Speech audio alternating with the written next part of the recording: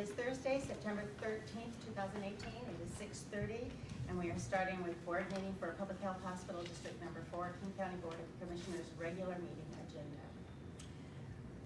So we're called to order. We stand for the flag salute.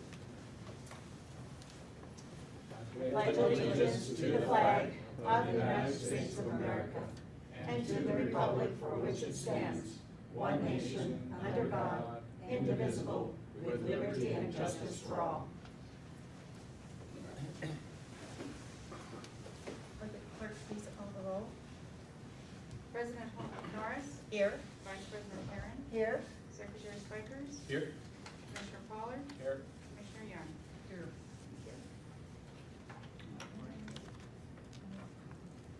Do I have a motion for approval of the agenda? I make a motion to approve the agenda. I'll second it. Is there any discussion? Discussion. Yes, Commissioner Pollard. This item about the CEO incentive plan really should be a new business for the entire board, not a committee, part of a committee report.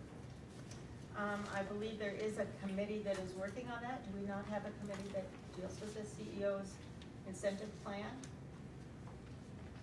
It shows action here, and under item 1B. Yeah, 1B. Committee reports. I'm just saying, I really think that should have been listed as new business for the board, not as a part of a committee report. I don't know, is there any discussion about that? Personally, I don't know that makes any difference. Does anybody else have an opinion? I don't think it makes any difference. No. Okay. Just Thank you on for the your, finance committee. thank you for that statement, and we'll see if in the future if that needs to be changed or not, Bishop Pollard. All right, medical. You have a motion on the floor. Oh, yeah, okay. Other than that, is there any other questions about the motion to approve the agenda? Hearing none, all those in favor say aye. Aye. Oppose? Opposed? One opposed. Okay, moving on. Committee reports. Position credentialing, and okay, we didn't do a consent. You got public comment. Public Wait, there's other things too. Okay, so we did the agenda, communications. We skipped that when we approved the agenda. Yeah, I see, but, no, we haven't. I see that. Okay. All right, do we have any public comment?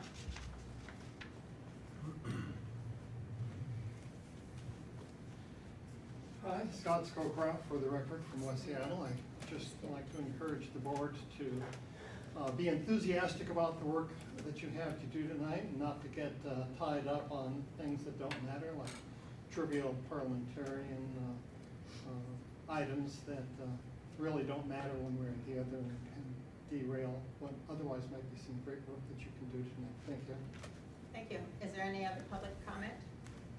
Hearing none, we will move on to communications. I don't have anything particular to share this month, but I believe our CEO might have something to share. I do. I have a number of things to share. Thank you very much. You have my report in front of you. There are copies there available to the public.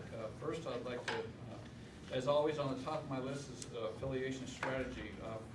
Following last month's board meeting, I followed up with potential affiliate partners, and specifically Overlake and Virginia Mason, to establish terms of affiliation that I will present later in tonight's meeting. A preview on finances. The financial report will show that we had a net income of $245,000 in July compared to the budget of $139,000.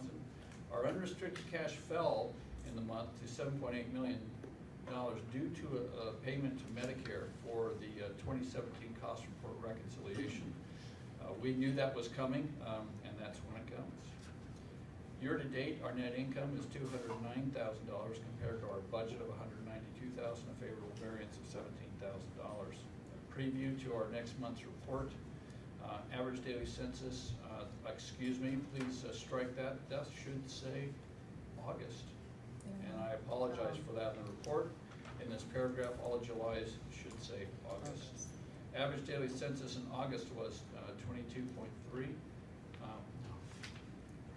Commissioners, I apologize. I've gotten ahead of myself. That is correct. Average daily census in July was Oh. 22.3. August comes later. Compared to the budget of 22.2, we were just barely above budget on inpatient census in July. Our occupancy rate was 89%. ED visits were over budget at 339 compared to 335 budget. Operating expenses were significantly under budget in July, 77%. I'll let the committee report deal with or shed more light on that detail. Year to date, we're 2% under budget. Now our preview to August. I was a little excited to get to August only because our average daily census in August was 24.2, a 97% occupancy rate. ED didn't quite make budget of 335 at 323. As always, until we complete this project, the Rural Health Clinic will occupy a place in my report. We still anticipate approval once we have received the unannounced survey. I will note that in the medical committee meeting that I was not at this month, I was on vacation that day, but the medical committee received a very detailed report from Dr. Wickup on everything that has been done to ready ourselves for that survey. We are ready. We just are still in anticipation of the survey. Department of Health survey. The Department of Health began its hospital survey on Tuesday of this week. I reported this, finished this report yesterday, and I said the survey was going well. It continued to go well through the day today, and the survey completed this afternoon, and surveyors have now left. And I will provide a detailed overview of their findings at our next board meeting. I will say this though, that last survey we had, which was 18 months ago, we set a record for the lowest number of findings that we had in a survey, and actually that record fell because we have now a survey with one less finding this time. So kudos to all of our staff who've done an amazing job. I shadowed one of the surveyors for the 3 days. Dr. Wickup shadowed another one. Scott Nohavik accompanies the fire marshal during the fire marshal's part of the survey, and I was just very impressed throughout the survey of the work that our staff does and the efforts that they make, especially when it comes to documenting all the work that we do. Next item, rehabilitation and fall prevention. We will be providing fall assessments at the fall prevention event at the Snow Valley Senior Center on September 18th. The next day, we will be presenting fall prevention training and hosting a booth at the Mount Sinai Senior Center. Had a great opportunity this month. On September 7th, Cassie Sauer, President and CEO of Washington State Hospital Association, and I, along with a few other hospital administrators, met with 8th Congressional District candidate Kim Schreier, physician, Dr. Schreier. The purpose of the meeting was to better understand her position on healthcare issues. We learned that she is very supportive of the Affordable Care Act. She also supports reversing recent changes by the executive branch to weaken the act, and she supports expansion of Medicare to provide coverage under an opt-in model that would expand the number of people that could be covered under Medicare. More to come, of course, with the election coming up, but we were very gratified to hear how much she is, of course, in tune with healthcare issues because of her being a pediatrician and support of programs that provide insurance coverage to the public. Note here on the 2019 budget, work's begun on the development of our 2019 budget, and meetings are now scheduled with each department head to review volumes, staffing plans, supplies, and other expenses. And of course, that will roll up, and I've got a note below about some meetings for you and the public on the budget.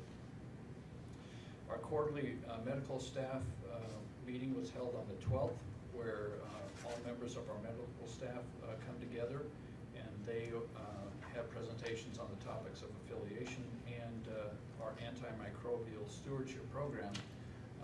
might be something that would be of interest to the board at some point in a work study session. I can tell you that it was certainly of a lot of interest from the Department of Health, and we're proud to report on the work that we're doing there in the use of antimicrobials. And you see that also in the quality reports. A note here on some calendar items. The WISHA annual meeting is October 11th and 12th. It's again at the Marriott Waterfront in Seattle. We have a annual staff holiday party. That date is now set for December 7th, 6 p.m. Again at Skyview Community Center. It's a great facility. We've had good experience there. And then here are those 3 dates related to the budget. We have a Finance Committee working session coming up on October 23rd.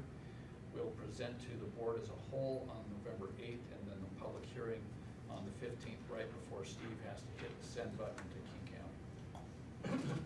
And that concludes my report. Are there any questions for our CEO, Tom Buckley? Anybody have any questions? Hearing none, we will move along then. Thank you. Thank you very much. Okay, I lost it. Now we have our counsel, legal counsel, Skip Hauser. Good evening, and tonight. Good evening. It's a wonderful yellow sheet. Yes. Strategic colors. I can tell you Thank you. the little story when President Theodore Roosevelt's son came to him, he said, I have to give a speech. I've never given one before. Can you give me advice? He says, yes, remember the 3 B's. He said, be sincere, be brief, and be seated. So I will tonight. I'll be very brief. This is a short one for you tonight. It's just the handling of emotion. And it seems rather simplistic, but sometimes we don't handle it all so well. So there's just a couple steps. The motion is brought before the assembly, and then there is consideration. So a member makes the motion, they either move or offer, that's referred to in that step. He says, I make a motion, or uses the word I move. And then he says to move or a particular proposal. Then, in order for this motion to proceed and not die, it has to have a second. Otherwise, it would die for lack of a second. And if it's seconded, then the chair gets to intervene and state the question on the motion. The step of stating the question on the motion should be not confused with putting the question. All you're doing is stating the motion at that point. You're not putting the question before the body. So you're stating it. It places it later, and it means putting it to a vote. So it's not going to a vote yet. You're just letting the people know what it is, and it would open up for debate. Neither the making of the motion nor the seconding of the motion places it before the assembly. Only the chair gets to do that. The chair says, the question is now before you, and then you would start debate. It's called pending, or being on the floor. And that opens it up to debate, and then upon debate being concluded, you would either adopt the motion, or the motion would be lost or rejected. Pretty straightforward. Thank you. I'll be seated. Thank you. Thank you very much. Now to remember that. The hard part. Thank you. We've already done the consent agenda, premature. Commissioner Pollard already put it on the table, and we already voted, so. That was the approval. That's approval agenda. All right, so we're gonna go to, Oh, I'm sorry, you're right. yeah, Yep, you're right. approval of the minutes for August 9th, 2018, and August 22nd, 2018. Is there any corrections that need to be made to those minutes? Do I have a motion to accept those minutes? Make a motion to accept those minutes. Oh, second. Any discussion? Hearing none, we'll put it to vote. All those in favor and approval of the minutes from August 9th, 2018 and August 22nd, 2018, say aye. Aye. Opposed? No opposition, so they pass. Thank you. Next, we have physician credentialing. Is that gonna come later with the committee, or is that gonna be a consent item? But we've got this in here. No, she's not. It's in the minutes of It's the in the- medical Yeah, committee. it's in the minutes. Yeah, Okay, yeah. so I will, medical committee, I'm gonna ask whoever's head of it. Yeah. Do you want to put the physician credentialing right now, or do you wanna wait till your committee report? Usually I thought we did it right here. That's coming next, isn't it? No, finance committee is before medical committee. Do we have to have a motion to change it? I don't know. Mr. Parliamentarian, do we just approve it right here the way it is?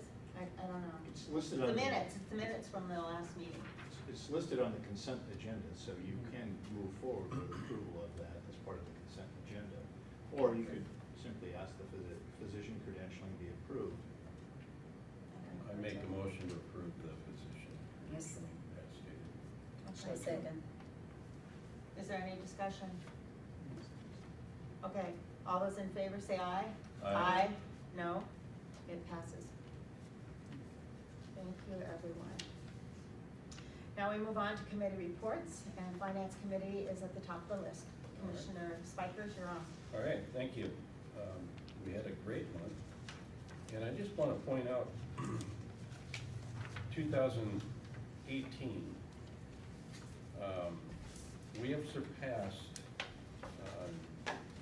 5 of the 7 months what we projected to have a net for the month. So the bottom line is we did better in 5 of 7 months. We are ahead of this year's budget by a slim margin, I believe. And that's good. We had an upswing in the accounts receivable. There was a holdup on one of the personal health care plans, apparently on the swing bed reimbursement. So that is unusual. Usually it's pretty much around 30-day average return on that. There were, it amounted to delay in payments of about 1.2 days. So we would be at 56.8 days versus 58. And then there was additional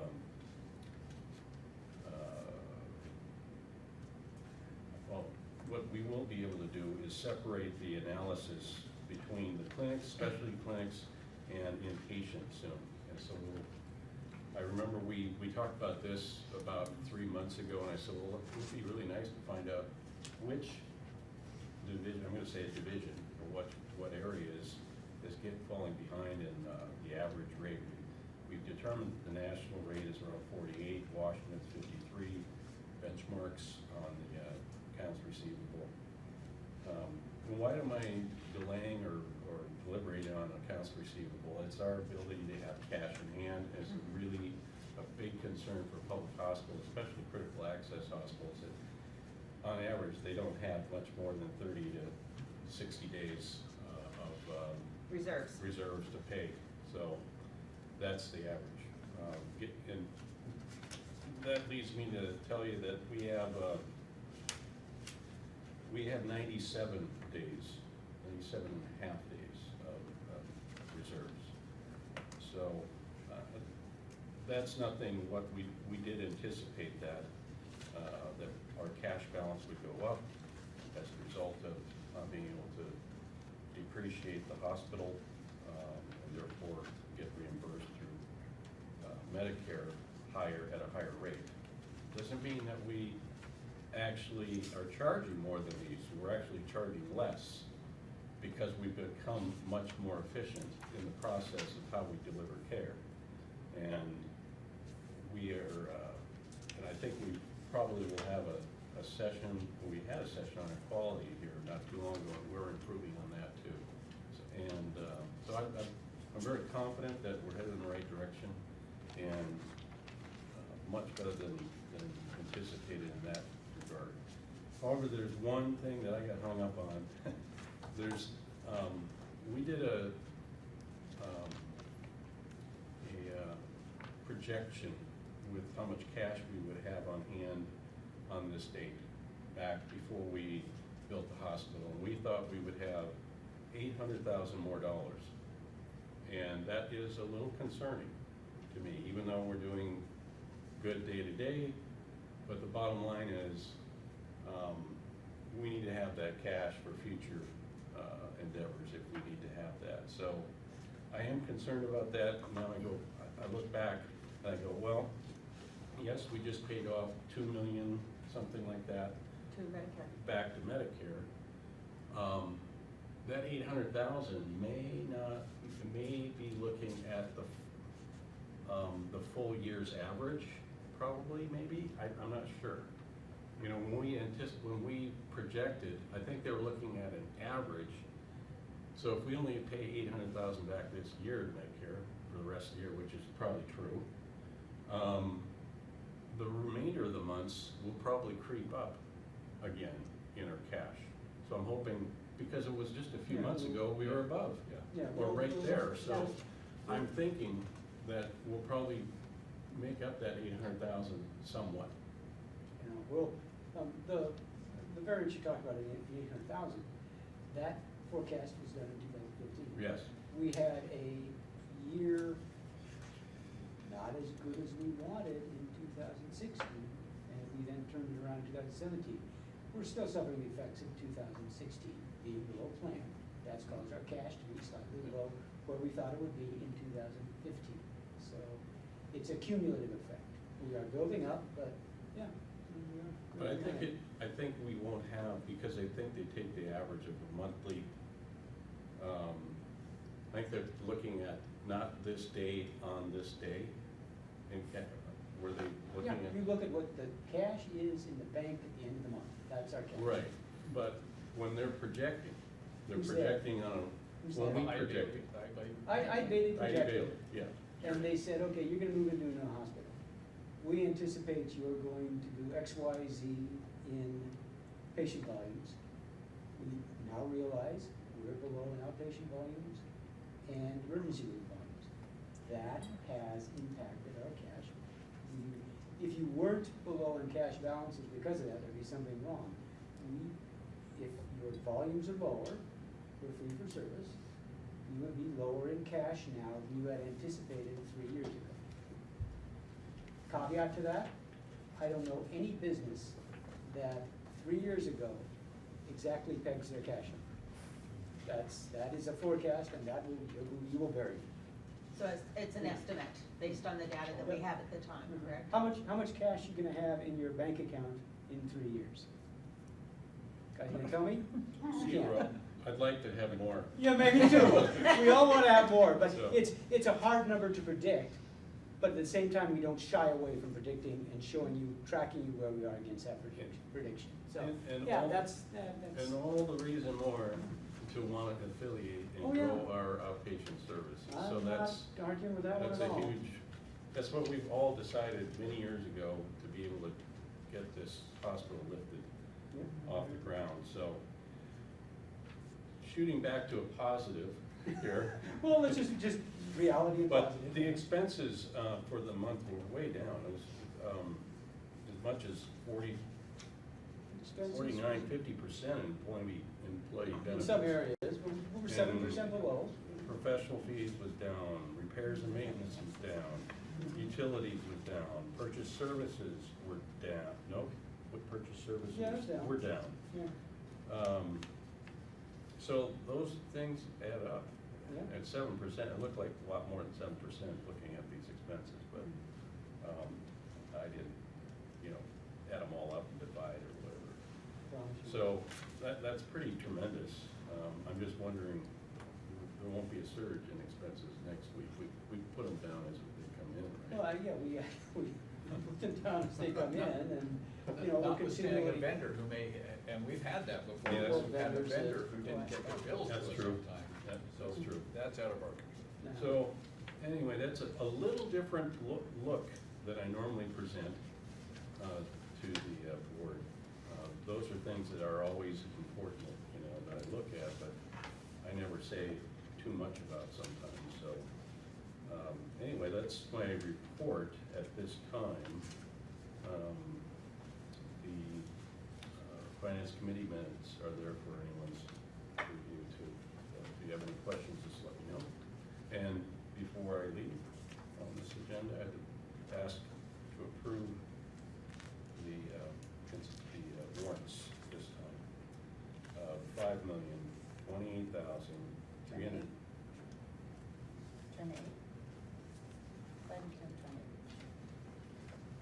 $5,028,000.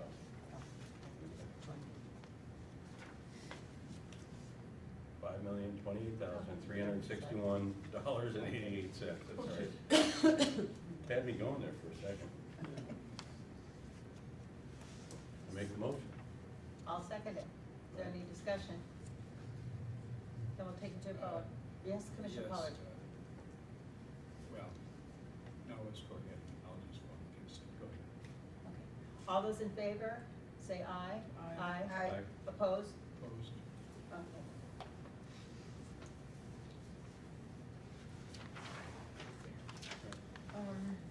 And then I'll take questions. I Yeah. didn't give anybody a chance from the board to ask any questions, so. Yeah, and I think we, under Finance Committee is the CEO incentive plan. I don't know if we want to leave that right here. If we do, then we need to address it because it's on the Oh, okay. agenda. Well, Or what- we what- wait till later in the meeting. Okay, we can wait till Under the that. questions till later, yeah. Okay. That'd be better. So where are you moving it to, Madam President? I think when we have our comment on our CEO incentive program, I'm trying to see where it lies in Isn't that this. logical to go into new business? Yeah, it's right, but it's right under, it's not under, it's under, It's under the. under Finance Department, yeah. Well, it's coming as a recommendation from the Finance Committee. Okay, so I think you probably need to address that unless you want me to. Yeah, I guess I can. I mean, it's here. Is Nancy, you're Yeah, here? she's Right there. here. So we have someone that was at the meeting. We had a meeting we talked about for a while. And we had Nancy Kasmer and Matt Johnson and Rachel Sitka there as well as Slitka, I'm sorry. And, Okay. and Martin O'Mara, he was also at the meeting, but, we had some recommendations. We went through a couple of meetings with Nancy.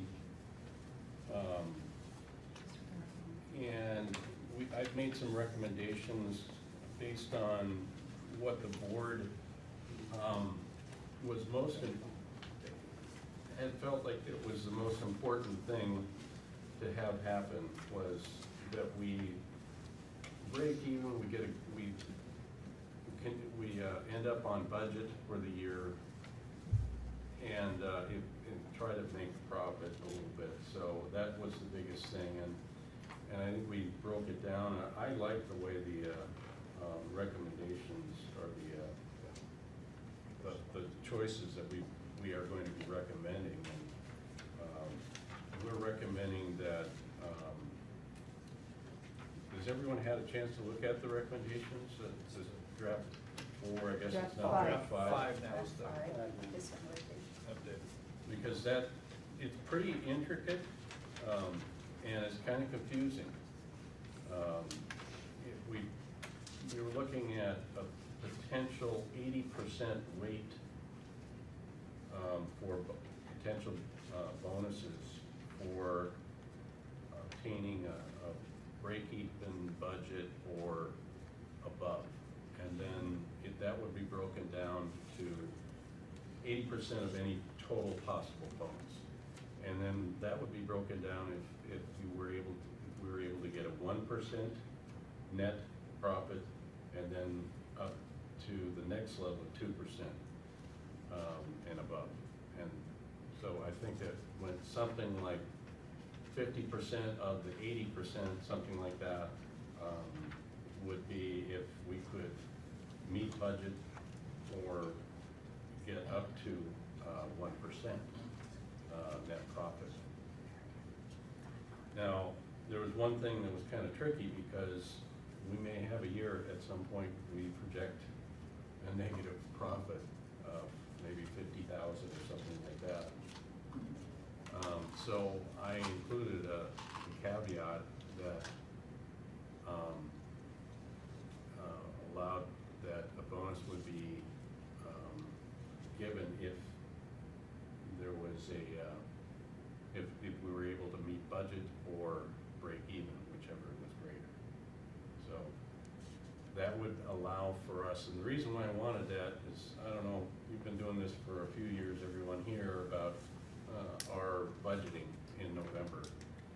it's awfully hard to predict, and I've been on several unbelievable projections many years ago that were so far off that I almost died. It was so bad. When you're off by $3 million on a budget of $25 million, it's kind of bad. So what that will do is really cause a projection that will be very accurate, I think. And that, not that we haven't been, but I want it even more accurate.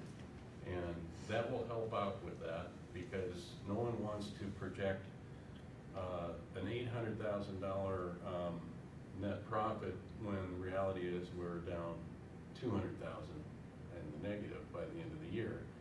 And that would not be good to try and get a bonus out of, right? It would be very bad. So I think that will help. And the only way that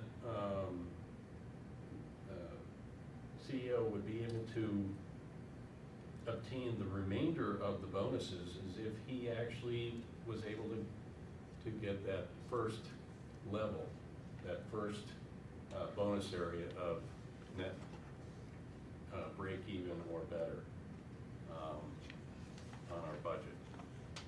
I know that the only reason why I did it this way is because I know that this board has been in the past almost angry about not being on budget, and I know our taxpayers have been very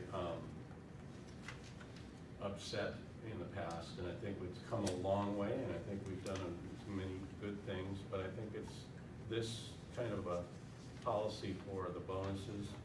If we make $600,000, I'm all in favor of, because we have never, so I'm all in favor of giving credit or something to somebody that's really working hard to be able to do that. So that is why it's kind of like a carrot, a carrot, a carrot. If you get one carrot, maybe you get two.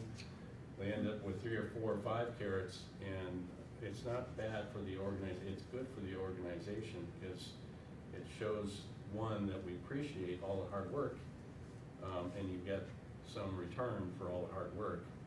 And on the other end, all of those categories, quality improvement, utilization of the ER and clinic, and patient satisfaction, those are other factors that, that's what this hospital is built on. So those are great factors and good measurements, in my opinion. So that's kind of where we left it in the finance committee but obviously that's not a final. The board should probably talk about it and give some suggestions. I would like to make a suggestion. This is the first time everybody's seen this, correct? Other than the discussion David and I've had with the team. I don't think this is anything necessarily to vote on, but No. maybe at our next board meeting, everybody comes with some thoughts maybe about this. I feel like this is a lot of information, and I'm not sure everybody's had time to look at it and understand it. If you have, then you might have questions for those that helped us. If not, then we can move on. Are there questions from the board about any of this? You mentioned first level, which is meeting Which the is budget or the breaking budget. even. Yep. Okay, so where are we on that? I guess that's. Today, where are we at right now on it? We're about at budget. We're a little bit above. So that's about where we are right now. Nancy, would you be available, so if the board has questions, they can address you? Absolutely. Okay. I liked your suggestion that we give, since we didn't get this until last Friday, we give the board time to study this. Yeah. Sure. And then deal with it at the next meeting. Was it, but it And was at in the that point, packet, wasn't it? ask the consultants to come in. Okay. I think it's a little premature if we start. Well, it was in shooting the questions. packet, and everybody got the packet. Last Friday, yeah. So we should, that's almost a week, we should have at least read it. Unfortunately, I was not able to download the packet Okay. because there was some issue again. Well, maybe while Nancy's here, Yeah. maybe she could kind of give us like Just the broad What you were thinking, snapshot of what this is. Happy to do that. okay, I think that would be helpful for We're gonna everybody. do a little bit of process first, if that works for you. Is that okay to talk about how we came up with this? Yeah, sure. yeah, Yes. yeah. That would be. That will help. And I'm more curious also, you have the threshold there, the target, and then you have the numbers. Yes. Then you have the stretch, and then you get assigned a weight. Yes, So I'd like really to be more certainly. So, clear on that. the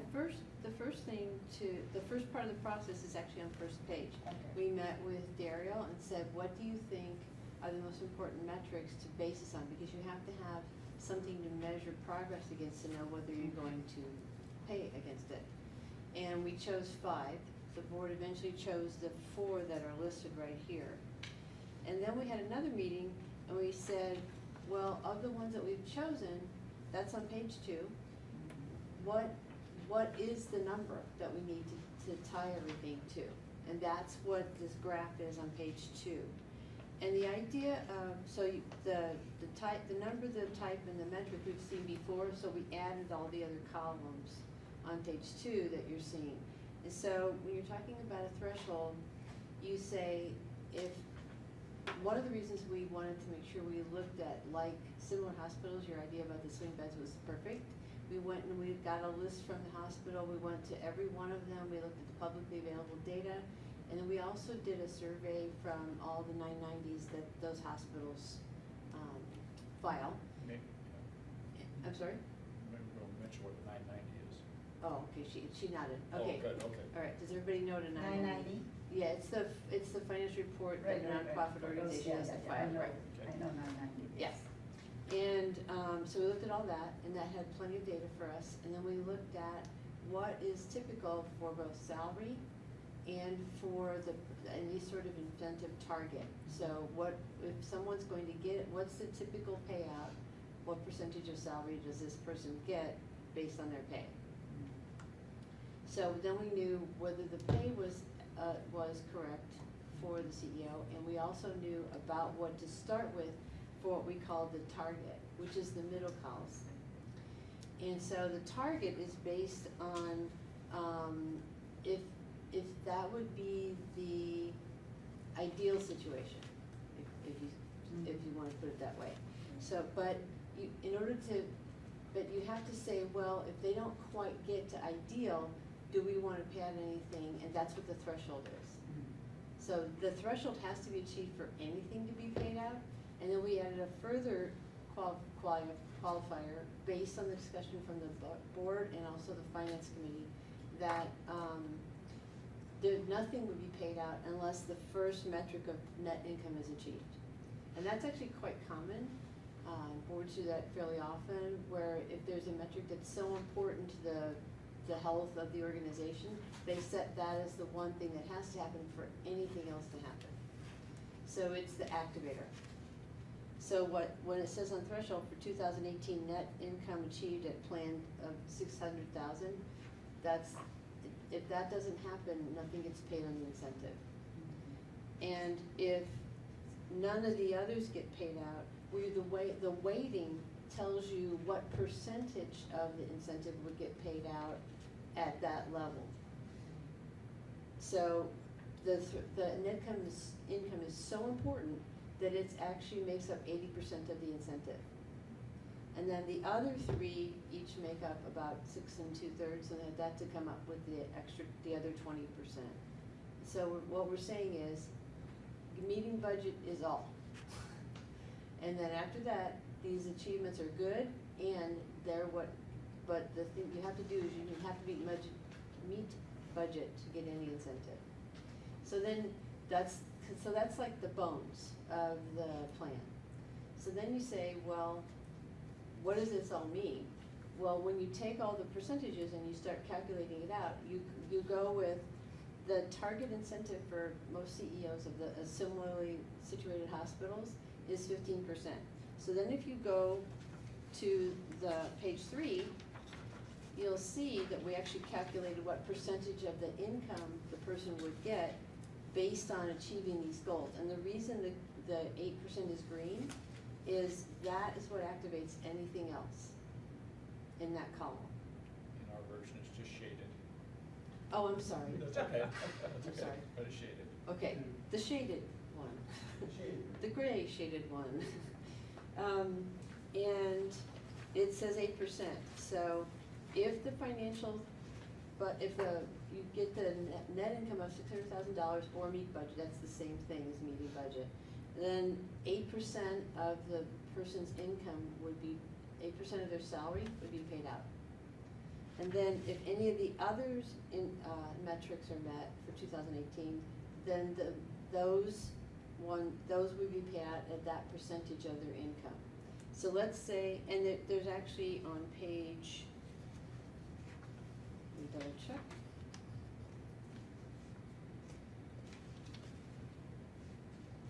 So on page 3, it says, there's a scenario, it says an example. So let's say that 3 of the 4 metrics are met. Number 1, threshold, the net income is achieved, the utilization of the ER and clinic is achieved, and the patient satisfaction are all achieved at target. But number 3, the quality improvement plan is not achieved. In that case, the percentages listed for the 1, 2, and 4 would be paid out for a total of 9.32%, 33% of their income.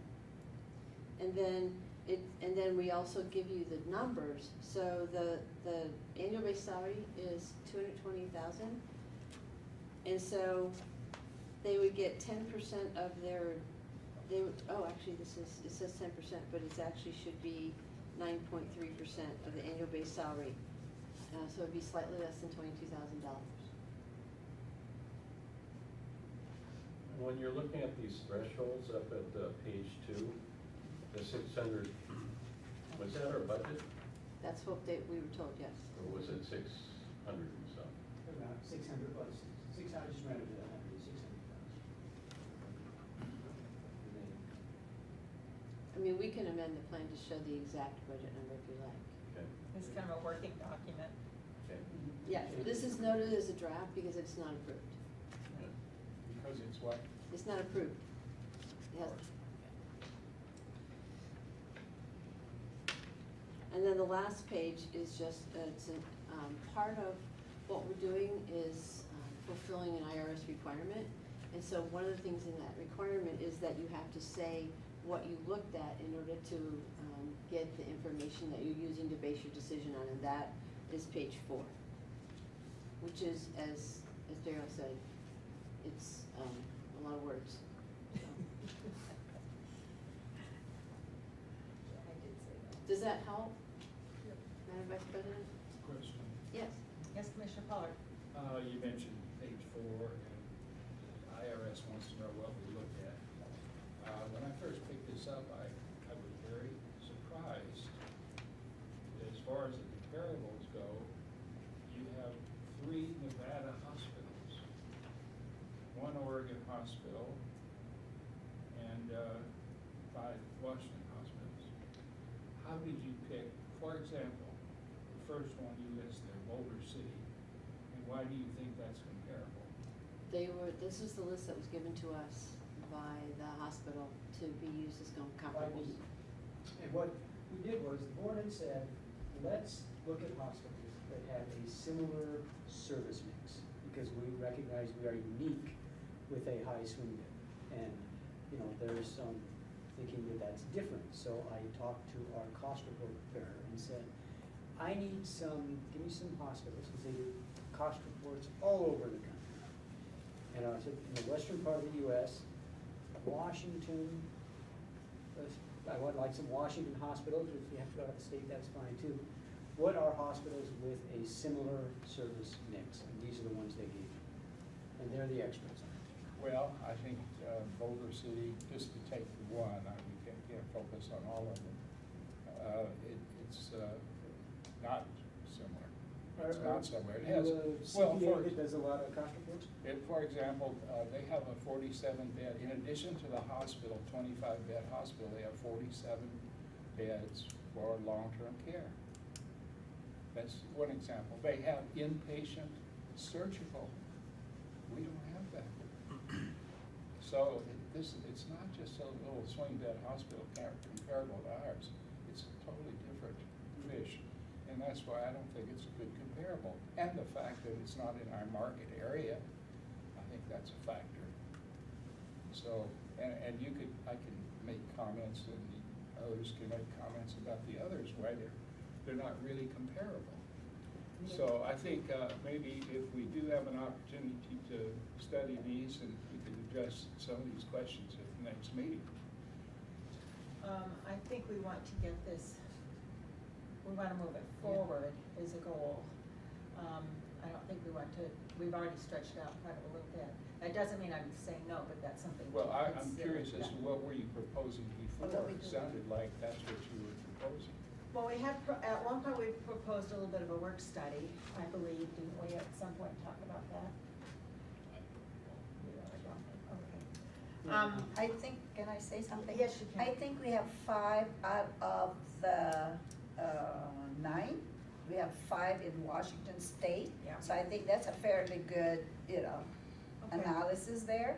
So Nevada's 2, Oregon's 1, and the rest is Washington. So what we have to, what I'm saying is, like you said, it's taking us this far. And it'll be even farther if We we have do to talk more. 12 or 15 more analysis. So, 5 out of 9 is not bad. But it would be great if they were comparable, but if you look at them closely, Look at the, they're not comparable. no, it's- In your opinion? In my opinion, and I think I can show that they're not comparable. May I respond? All right, you may Quick. respond, and then we can talk to Steve, see if he can Okay. help us with this. Well, one of the things that we were all concerned about is to make sure that we try to get as close as possible to our makeup. There's nobody in the United States that is like this hospital. So you're not gonna find another hospital that is exactly like ours. No, Right. I guarantee it. And that's why I said, well, I think you're gonna have to go around the country and not look at actual numbers, bottom lines, but look at percentages of what the CEOs get for bonuses. And what do they base that on? That was probably the most fair thing for everybody to be able to look at. And so that's my 2 cents. Yes, she's May. I think the other thing, thank you for saying that, because that actually triggered a Yes. memory. And one of the things that you asked for is that they be rural also. Yes. And that was part of I think that was probably part of the criteria that Steve looked at when he was looking at it, to make sure that we picked adequately rural hospitals, if you will. And I believe there's a definition that we follow for rural, which would make it consistent. It's not just a, Yeah, it's basically, definition is, you have no city of 75,000 or more. yeah, And 55. that's the case here, and so you could say that Issaquah is rural. And that's one way to look at Issaquah, but I don't think it's rural. This just happens to be the way they define it. Are there any other discussion or questions for Nancy? I just wanna thank her for the Thank good work you. that she's done. Yeah, and I thank you that you've been willing to listen to David and I in different ways. I mean, emails and talking, and you've been really available, so thank you. Well, your comments were very, very good, and that's why I insisted on draft 5, because this is the finance committee's draft. We had others, and they helped us refine it down to this draft, so. Point of order, Madam President. Yes, Commissioner Polley? Some of these drafts have had the word confidential on them, and it still shows up in draft number 5 in a shadow. Should we clarify that when it came to the Finance Committee in the first iteration, it no longer was confidential because we are a public body, and our dealings must be public and not confidential in this sort of thing. That, I'm not sure how the parliamentary procedure on that. All I know is that whenever we do a draft of anything, we still label it confidential until it is final. You could be deemed to be confidential because it's gone to an advisory committee. The advisory committee is not a governing body, and it's not necessarily open to the public, all the information there. So could it be deemed to be draft? So you could maintain that confidentiality until the board acts upon it.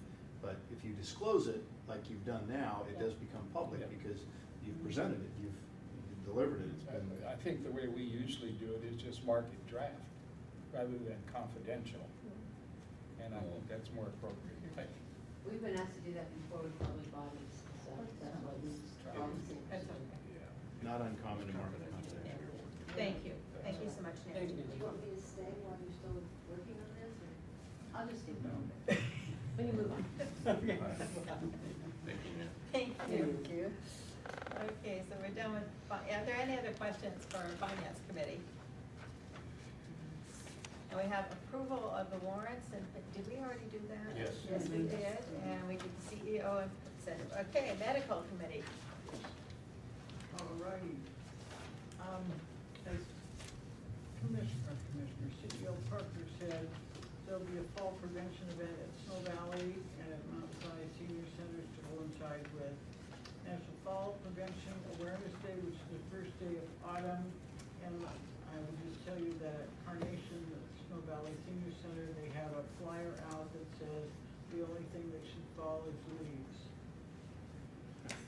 Love it. That's good. That's good. Or your blood pressure or things like that. That's even better. No, you don't want blood pressure to fall. Anyway, scheduling has begun for the flu immunization outreach events. I'm not sure where they're all gonna be, but I'm sure you'll find out. Commissioner, Young, I do have at least the initial list. We're still working on expanding it. I could comment on that if you'd like. Sure. So the first group of organizations, centers where we'll be is University House, senior centers in Carnation, North Bend, No, I'm sorry. Elder Care, which is a adult family home, the Snoqualmie School District, where we'll be immunizing teachers, Z-Tech organization, and we just got an inquiry from Tanner Electric. Thank you. And part of the point, order to clarify, what is it that you would do with these organizations? Provide flu shots. Could we get a little more information? Are these flu shots where they pay a copay, they must have insurance, or is it trying to cover everybody? Yeah. If that's herd immunity you and I spoke about. Right, it's covered by, for the most part, these are folks who are gonna be covered by insurance and have a small copay. And Commissioner Pollard mentioned something that he and I had spoken about, and that is the recent CDC recommendation that flu shots be received by the end of October. We also advised that flu shots not be given before the beginning of October, because flu shots have a lifespan. The power of the flu shot, I'm not a clinician, but the efficacy of that immunization wears out over time. And so if you get your flu shot prior to October, that efficacy is going to wane before the flu season is over in the spring. So we advise to get your flu shot during the month of October. Virginia Mason is starting on the 17th of September. Because we have a difference in opinion. Okay. Moving forward, we're providing first aid services at one final local event, Doggy Stock 5. I think it's over, isn't it? We're present at Snoqualmie Valley Block Party on the 8th of September. That's over. That's over That's too. done, yeah. Participating, we did participate in Equity Glen Employee Health Fair on the 11th. And we will be a sponsor for the King County Athletic Conference Tournament in February. And services will resume next month after 6 months minimal service due to staffing. And the Stanford Provider Wellness Survey, which is WISHA and WISMA sponsored, is currently open with the purpose of capturing better understanding of the extent of provider burnout in the state and better insight to contributors. So efforts to address it will be information driven. In September, I don't know if it started or not, Harborview telestroke neurologists are anticipated. Infection, a grant application has been submitted to fund purchasing of a monitoring tool for cultures, infections, treatments, and other data to bring our HIA, which is hospital-acquired infection rates down further. And I don't think I need to read you all the credentialed physicians, but I will if you want. Any questions? Do I hear any questions from anybody?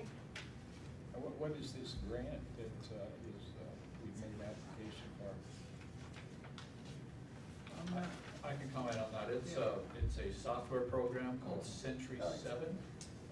And what this does is it mines data out of our electronic medical record on current patients as well as past patients to do two things. One is for current patients to look at the information in the medical record that combined together would profile patients with respect to their risk of infection. And then the other is it provides a look-back ability to trend data to help us improve our processes. We do this manually now. Our infection prevention nurse gathers all of this data, and it is extremely time-consuming and not nearly as effective as the computer is in pulling together all that data. What I'm really excited about with this is it's one of those very first things where we're starting to see electronic medical record data be mined for the benefit of patients. It's not just a repository for, saying that we have a record that you can pull up at any time. It's now pulling all those pieces together for some real data intelligence.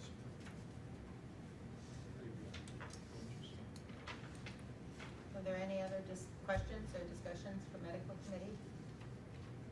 Madam President? Yes. For the record, could you clarify the decision on the CEO incentive plan? Is that coming back next month, or are you taking action tonight? That's a finance committee. We're not taking any action yet, are we, on that? No. Was there actually something? There's a, excuse me, new business, it says action items. It says Yours and there. Yeah. Action was requested under the item. on the Finance. item, Yeah. okay. It says finance, it says action items requested, CEO incentive plan. Was Well- there, Was there an action? I think I've heard two comments from two commissioners that were not part of the finance meeting, and they both would like to have a little bit more time. So that's not.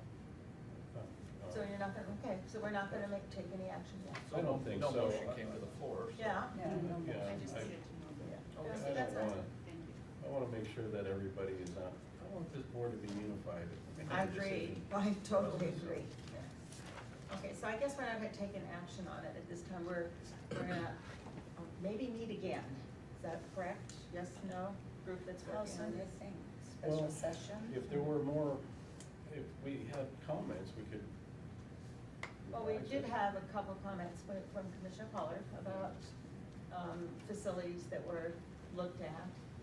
Well, I think it would be good for, I think what he wants to do is look at all of those facilities that are mentioned as part of the background to conduct the recommendations and look at them a little more carefully and see if they compare with ours, which I guarantee you they won't. And I think I suggested also that, we have 5 out of the 9, and I don't know if she's continue to look for more. No, So I think that we need to at least decide tonight when is the follow-up. I don't think we should wait till next month for, there should be a special Oh, session. you wanna vote tonight? I think that we should look into this tonight. May I comment as well?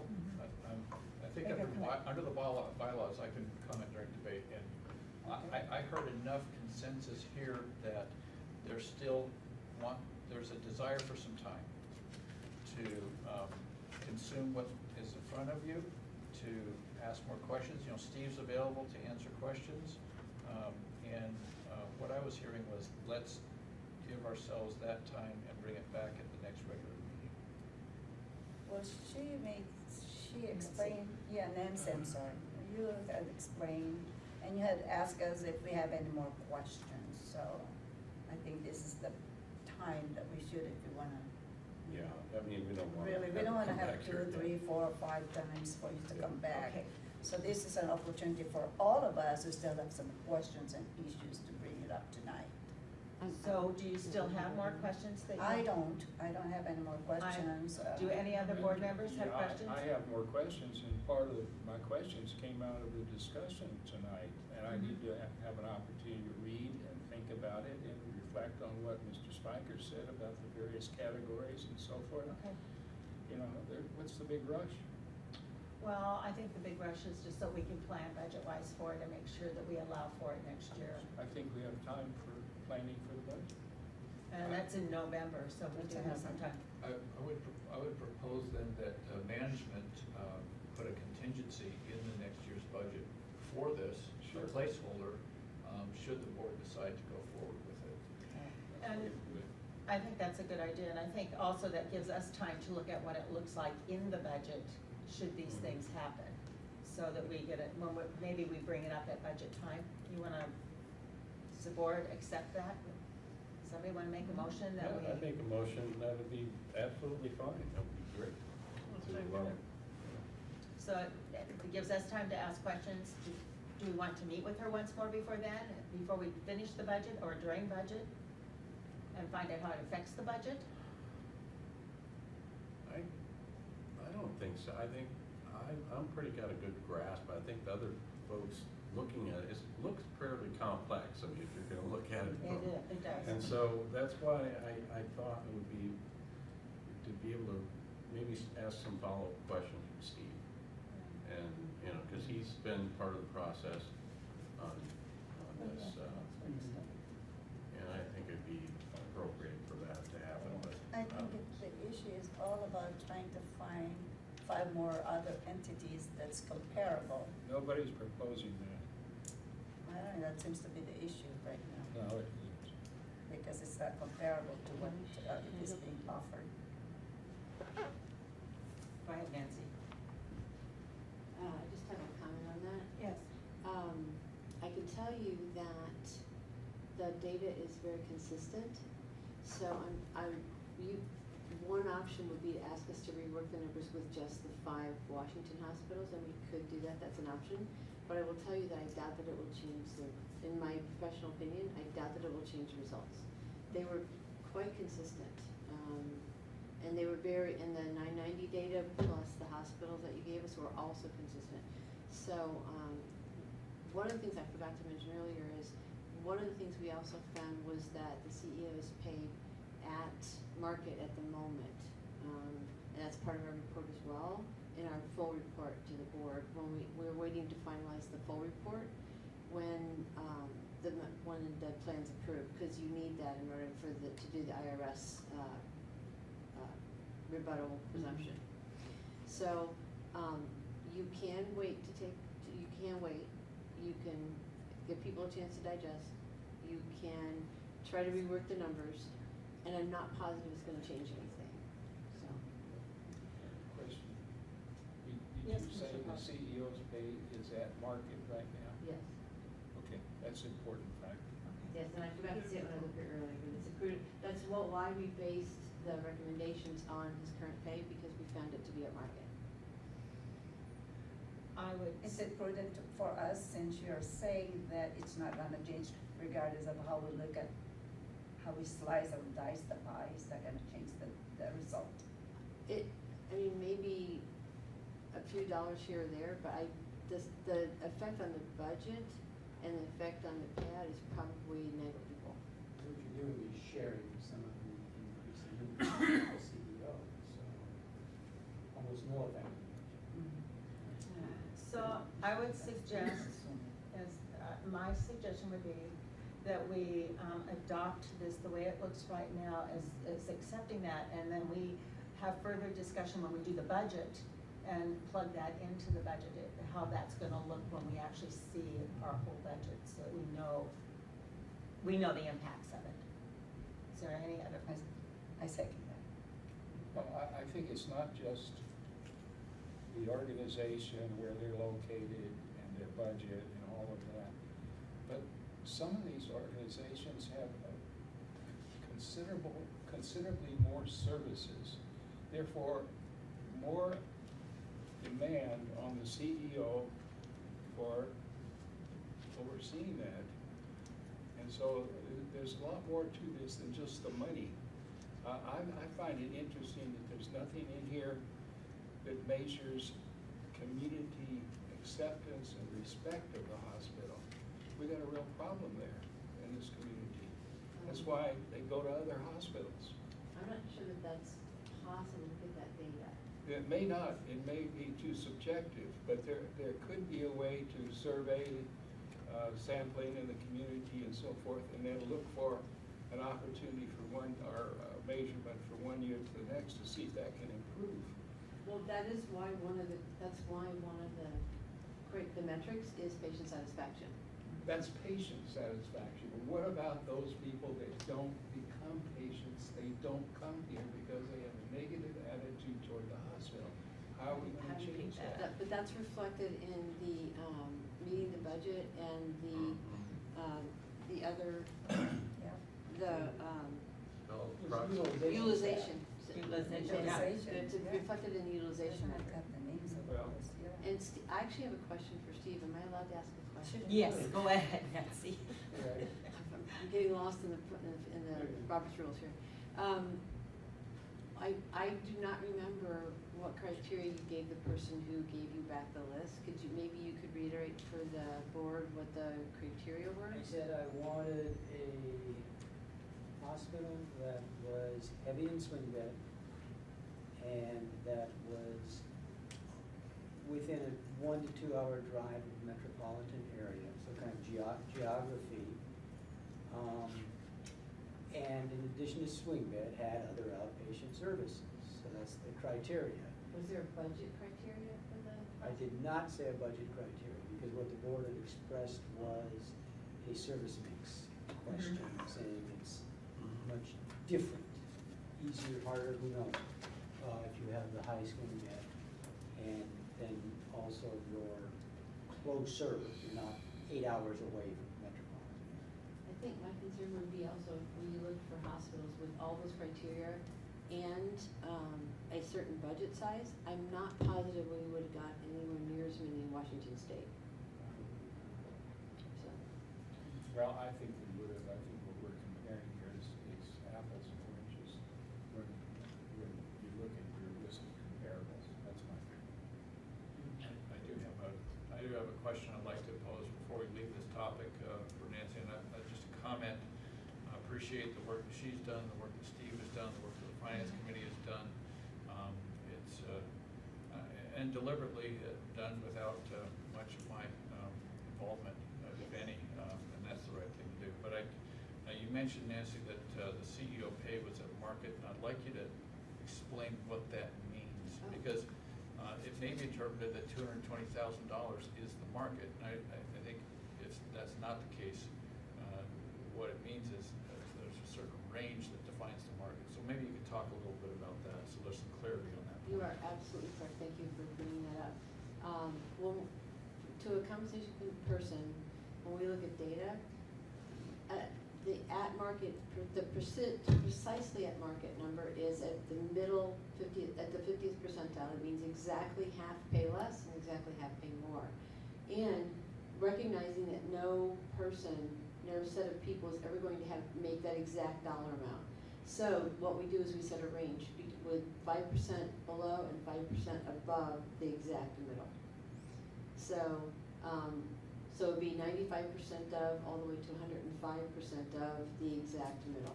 And I think the CEO's pay right now is about 96 or 97% of market.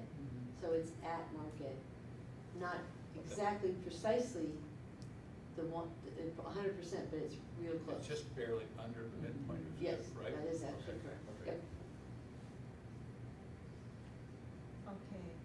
Thank you. Do we want to vote on accepting this as a tool to be used and put in our budget? Do you want to wait as a board to decide that at the time of the budget, hang on to this and look at it? Or do we want to vote that, yeah, we want to use this in our budget? Do we need to make a motion on that? Well, we can't vote with it Well, without a motion. we're gonna get the Yeah. budget figures What the do we first week of November.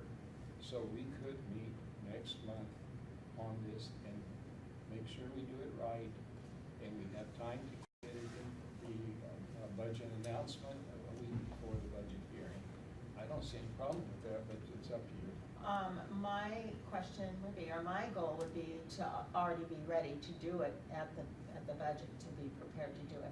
So if there's any other questions that need to be done now would be the time. Well, I would say October is the time, isn't it? We get the budget proposal for the first week of November. And the budget hearing is the second week of November, so we have October to deal with. So it doesn't have to be tonight. And I think Mr. Spiker made some very good points about how we need to take another look at this based on the information we've gotten tonight from the consultant. I have a good grasp on it, all right? Because I've been working on it, okay? Yeah. But I know that Yeah. I'm just trying to be polite to the other commissioners, because I don't, the three sheets that you saw are pretty intricate and pretty complex if you're, I mean, both, Oh, I Darrell and I really both like said this, that. yeah. And that's the only reason, if there's something in there, I think, that doesn't quite, someone doesn't understand, I think they Then- should have an opportunity. As far as allowing, the staff to start developing the budget based on this, I'd sure like to have that, because you will be meeting with them in, about a month. Yeah. And we're gonna start working on the budget in about a month, I guess, or 40 days, so. And I wanna have an accurate budget this year. So what's your suggestion? So, All right. well, I think, Should we make a motion to that, what you just I said? Well, I don't know if we We really already need have it. a motion on the floor. We do to do what? Commissioner Do we- Spiker's proposed to have a placeholder in the 2019 budget if the board, so the board can approve the plan in the future. And Yes. Commissioner Young Okay. seconded. All right, so is there any other debate on that motion? Hearing none, then let's vote. All those in favor of the motion that Commissioner Spiker's made, say yes. Yes. Aye. Opposed? Okay, so, Joan, okay. Opposed? Could you read that motion Yeah, would again, you please, because I, Commissioner Spiker's proposed to have a placeholder in the budget, I added the 2019 for clarity, if the board approves the plan in the future. The space holder is of what amount? Placeholder. I just wanna make sure that that's included in the planning process. So that the amount of the bonus is in there, so we know that, yes, Steve? Yeah, what we Start wanna do working is, with it. We're gonna divert. let's assume Please, yeah. we have a budget. Yeah. Say it has a $500,000 Okay. income. The CEO makes that.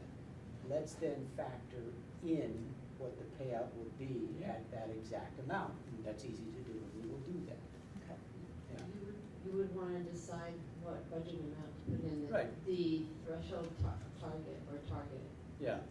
That's, As a Based placeholder. on yeah. this draft. Yeah. that we have. You I you think that- actually put in threshold because anything else you're above. We're not, let's just, Yeah. we're not gonna approve Sharon. this Yeah. today. Yeah. I just wanna make sure that we get a long-standing amount of, or a long period of time to actually deal with the budget and have everything in place. But I would like everybody to be ready to vote on October, whatever it is, Next regular meeting. Next regular the meeting. 11th, I think, isn't it? Something like that. So can I call for the question? Are we withdrawing Yes, you the may. motion or what? And could you read the question that, read what we're voting? Okay, which you did vote. We voted. We did vote, okay. I think, When did we vote? I didn't think we did. We did not vote. it was, because I didn't. She read I the- remain quiet. Because we asked you. So, yeah, to repeat You read it. the motion to us, but we didn't vote. Maybe we can. You voted. Okay. How did we The vote? president asked, and there were 3 ayes, and then she said, are there any noes? And I didn't hear any noes, but I heard 3 ayes. Yeah, that was only. Is that a quorum? I didn't, Yes. It's a majority. because I didn't. Quorum is I the number wanted that you need to clarification, conduct that's business. why. Majority is the number Right, that needs isn't to that what pass you the wanted to, motion. John, clarification? No, I voted Oh, yes. okay. Did you tell me who voted? Do you know? No, you don't know, do you? Because we didn't ask for a roll call. No, vote. no, Okay. I Good. heard Joan, or Commissioner Young, Spikers, and Perrin, definitely. I did not hear it. I didn't, no, I didn't. I do not believe Commissioner Pollard said anything, I think but that- there were no It- nays. Is it too late at this point to ask for a roll call vote or a recording of what Valerie just said? That Of course would- not. That would be. That'd be simple, yeah, you can just ask Okay, the just clerk because- to take the roll as either a division of the House, because there's some confusion as to what the roll call was, so perfectly fine.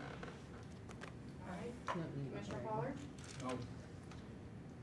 No, Commissioner Young, Yes. Commissioner Spikers, Yes. Commissioner Herron, Yes. and President Norris. Yes. It's 4 yes, 1 no. and the roll call will be indicate the names of the Yes. voters. Yes, it Okay, will. thank you. Okay. We were at the end of the medical exam Which puts us now to, let's see, finance, medical Facilities. facilities. Facilities met on August 27th, 2018. The Acrovon project was updated by Scott. This project is where there's some damage on some of the walls and things, and they are repairing those and repainting them with something, so they're all similar colors and custom colors. And that the product, however, the product has been unavailable by the manufacturer for at least 3 months. Scott will also be improving the installation process so that they are ready to go once the product arrives again and is available. Puget Western Property, Echo Lake Estates, Tom Parker, David Spikers, myself and Tom all met with the city of Snoqualmie officials, Bob Larson, city administrator, Mark Hoffman, the community development director, to discuss the Puget Western property. And the mayor Larson was scheduled to attend as well, but had a conflict, so the mayor was not there. If agreement can be reached with King County to bring the property to UGB, the urban growth management boundary, the district would consider purchasing Puget Western property and combine it with the 20-acre district that it already owns. A significant portion of the combined 50 acres would be set aside as a green space. This would provide the county with a green space buffer and allow the developable land for district and city. The city reported that they have tried 3 times to get the county to change that urban growth line, and they are not very willing. Council member, They weren't very optimistic.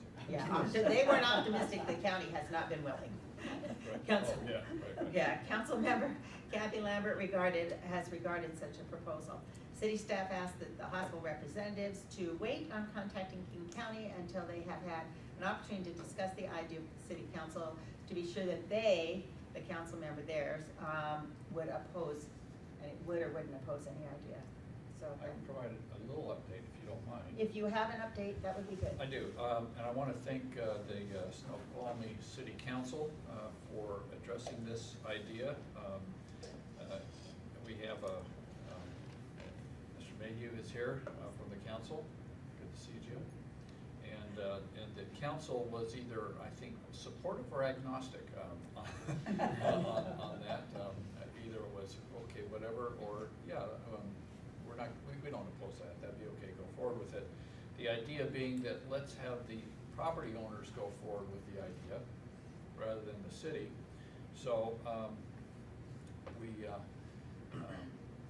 did propose this to the other property owner, and had a very cordial conversation with the CEO of Puget Western, who frankly felt that the idea had a lot of merit, but his marching orders were clear: sell the property, get it sold. He's got 2 buyers who have made offers on that property, and his board wants him to get that thing liquidated. So, great idea, just not the right timing for the property owner. So they're moving forward with the sale of that property. Now, the silver lining that I tell myself on this is that they didn't sell our property. And that 30 acres is not going to be it's not a smelter. It's 5 acre parcels of Housing. of housing. So it's still gonna be attractive green space that someday, whatever we do with our 20 acres will probably be compatible, or at least won't be adversely affected by neighbors, notwithstanding all the arguments we've made about potential water issues and whether or not those wells on those 6 parcels are going to impair our senior water rights. But we lost that battle in court, and so that's behind us now. So off they go to sell that property, and when the day comes that we want to do something on ours, at least it'll be bordered by, I think, attractive uses. So, clarification, so those 5 acre parcels, those will be for R1 development, is that correct? R5. R5 means one house One house for 5 acres. acres. Residential, 5 acres. It is a residence, a house, it's not an office. Must be residential. Okay, thank you. Yeah. Panorama housing project, okay, you already addressed that, isn't it, that it? Parkway monument sign, that's also you. All done? The reflective sign is up. Snoqualmie Parkway traffic control. Traffic at 99th and Parkway remains an issue, particularly in the afternoons, both for safety and business purposes. As reported in the past, the annual traffic studies done for 3 years after the hospital was completed. Tom has asked the city that they have agreed to get a 3rd and final study underway, which I don't think is, I counted a lot of intersections. It's maxed out. That's all there is to it. And it's maxed out early. It's gonna need to be fixed. That's all It does you can need to say. be fixed, but, and your point to me, which I absolutely made clear to the city that this was going to happen in the study, and it is, that they're assessing our impact on that intersection, not just the fact that it absolutely needs some help. And I did receive yesterday an email from the city that said they had commissioned the study. Okay, there's gonna be a traffic study for that. Let's see, where am I? I reported past it. Okay. Tom also talked with Chief Perry Phillips and explored ideas for them for posting an officer occasionally at that intersection, which they have done. I've seen it before. Further idea on the building out the stub to develop 96th Street and placing a traffic control device there, a light roundabout. These are just a bunch of things that have come up in the conversations. And prior to property being developed could be discussed. And then a light at the roundabout, but the whole point of a roundabout is not to have a light, just so people know. And that's on the Parkway. I'm too close to 18. 6, making the hospital a community gathering place and handout.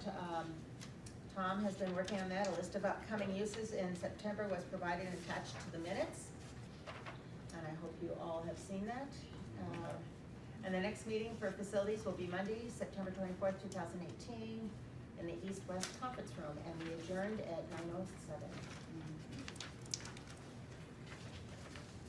Let's go to facilities. And now we have Emma. About questions. Yes, questions. Yes, Commissioner Pollard. You stated that the city has posted a police officer. Is that- The city's willing to ask once in a while for a police officer to be posted out here. I We've think had you- King County. I think you said you already had seen that. Has that been done? Oh, I've seen the I've never police seen- chief, the King County Police down here a number of times. And they, Directing traffic, not responding to an accident. that's correct. The King County Police has done it, and the city can only go so far. Yeah. They can't get to the interchange. And the interchange is what's affecting us. Of course, but I'm not aware that any police officer has been Not up on involved in 99. directing traffic there. Not up on 99th yet, but they They've have. been at this intersection right here, at the ramps. That's where they sit, is on Oh, this yeah, side. well, I'm concerned about people leaving and entering the hospital parking lot. And I'm scared to Yeah. death that we're gonna have a serious accident. I agree, I think everybody Yeah, agrees, Jane. we've talked about that, Yeah. so many. And I think, the city's said that they're willing to occasionally put an officer, and I know King County is aware also, and that's really all we can get right now. Let's talk. I agree. All right, any other questions for facility? Hearing none, we will move on to the ad hoc bylaws committee. Okay, I'm just gonna read a summary of our ad hoc bylaws committee meeting of today, of this September 13th. We met for the 8th meeting and continued to receive and consider modifications to the bylaws and the newly created rules of procedures. The committee, as we previously noted last month, has expanded its meeting from 5 p.m. to 4:30 p.m. and is also looking at additional dates in order to complete the review by the end of the year. So tonight, the committee is providing the board the draft rules of procedures and anticipates at the next board meeting or shortly thereafter, we'll be able to provide a draft set of the bylaws, hopefully next month. Tonight is the rules and procedures as we indicated. There you go, and one for Mr. Ballard here. The committee in its meeting this evening, yeah, that's yours. Because John already has one, yeah. So the committee in its meeting this evening continued to address and draft language pertaining to benefits of commissioners, the standing committees, conflicts of commissioners, and the hospital foundation. It's very tedious. I just wanted to let you know that it takes, to do a due diligent work, really have to make sure that we are, looking at every details there is on both the rules and procedures and the bylaws as well. So hopefully we will have a work study session this, it will 2 be weeks from part. yesterday. 2 weeks from it, yeah, on the rules of procedures. So that On will the be rules of part, procedure. yes, Yeah. yes, this, 2 weeks from today. So that will be included in our work study session. This is an opportunity for all of us to, I hope by then everybody have read it and made notes and comments. So we are all in sync and we are all unified in our voting. We can agree to disagree, but at the end analysis that we need to make sure that we are all on the same page, okay? Not dealing with the bylaws yet. Not this is yet, only just the rules of procedures for the work study Yeah, and session. I believe the proper term is rules of procedure, not rules of procedures. Rules of procedure or procedures, Hold yeah, that it's all thought for synonymous. 2 weeks from now, and we'll get that in there. Yeah. Well, just Yeah. Google Okay. rules of procedure, and that's the way it will come out. It's plural. Singular. I am using the plural because there's so many of them. I think it's a difference without a distinction. But Yeah. having said that, the correct term would probably be rules of procedure. Procedure, okay. But we can address that and have a Yeah, lengthy yeah, debate. yeah, we can vote on it. Yeah. Either way. On our own, I'll pass. I like the plural part of it. Okay, thank you. Okay, thanks, Emma. And thank you, committee, for doing that. Yeah, that's great. It's a lot of work. Okay, old business affiliation, commission. Our CEO, Tom Parker. Thank you.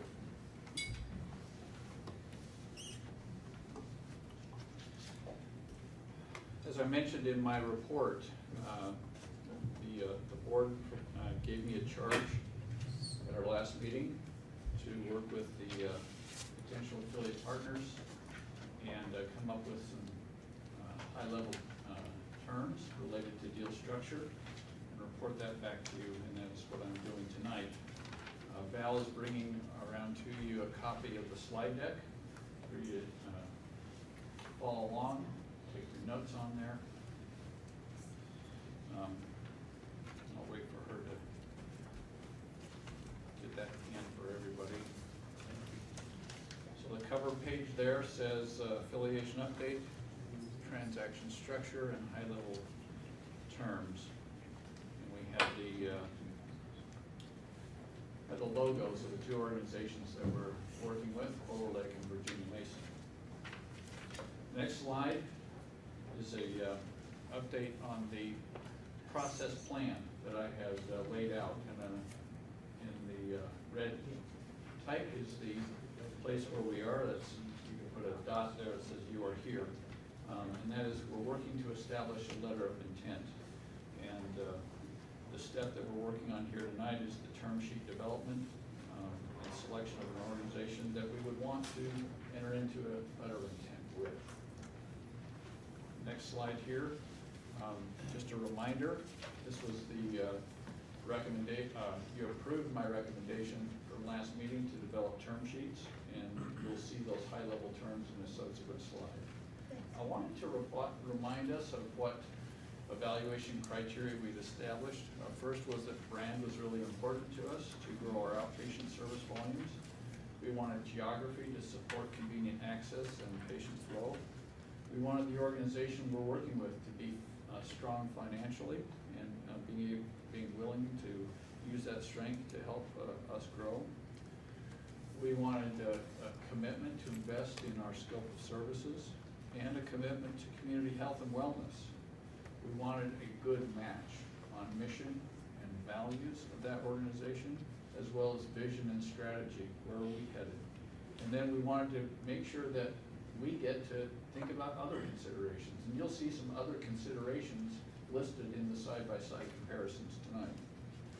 On the next slide is our process plan, and these are high-level deal points. These are things that you as a board said are important to us as we look at the high-level deal points or the terms.